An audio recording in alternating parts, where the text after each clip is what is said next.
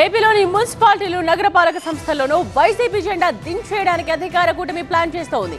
సభ్యుల విశ్వాసంతో అవిశ్వాసం పెట్టేందుకు సిద్ధమవుతోంది. ఎన్ని మున్సిపాలిటీలు కూటమి వశం కాబోతున్నాయి? కూటమి స్పీడ్ కు అడ్డుకట్ట వేయడం వైసీపీకి సాధ్యమేనా? ఏపీలో మున్సిపల్ గేమ్ కు రంగం సిద్ధమైంది. రాష్ట్రంలోని 11 మున్సిపల్ కార్పొరేషన్లు, 69 మున్సిపాలిటీల్లో త్వరలో రాజకీయం వేడెక్కబోతోంది. అవిశ్వాసాస్త్రాన్ని సంధించి వీలైనన్ని ఎక్కువ నగరపాలక సంస్థల్ని ఖాతాలో వేసుకునేందుకు పావుల్ని గదుపుతోంది అధికార టీడీపీ. ప్రస్తుత మున్సిపల్ చట్టం ప్రకారం 4 ఏళ్లు పూర్తయిన తర్వాతే అవిశ్వాస తీర్మానం ప్రవేశపెట్టే అవకాశం ఉంటుంది. ఈ నెల 18న రాష్ట్రంలోని మున్సిపల్ కార్పొరేషన్లు, మున్సిపాలిటీలు 4 ఏళ్ల పాలన పూర్తి చేసుకుంటాయి. దీంతో పొలిటికల్ గేమ్ కు సిద్ధమయ్యారు కూటమి నేతలు. రాష్ట్రంలో రెండో అతిపెద్ద కార్పొరేషన్ అయిన గ్రేటర్ విశాఖ మున్సిపల్ కార్పొరేషన్ లో ఇప్పటికే వైసీపీ కార్పొరేటర్లు అధికార కూటమి వైపు మొగ్గు చూపుతున్నారు.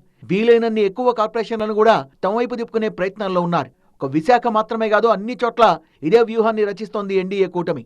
అధికార పార్టీ వ్యూహాలతో అప్రమత్తమైన వైసీపీ తన సభ్యుల్ని కాపాడుకునే ప్రయత్నం చేస్తోంది. తమ కార్పొరేటర్లు, కౌన్సిలర్లతో సమావేశాలు పెట్టుకుంటోంది. తాజా పరిణామాల నేపథ్యంలో ఎన్ని మున్సిపాలిటీల్ని వైసీపీ నిలబెట్టుకుంటుంది, కూటమి ఖాతాలోకి ఎన్ని వెళ్లబోతున్నాయనేది ఆసక్తిగా మారింది.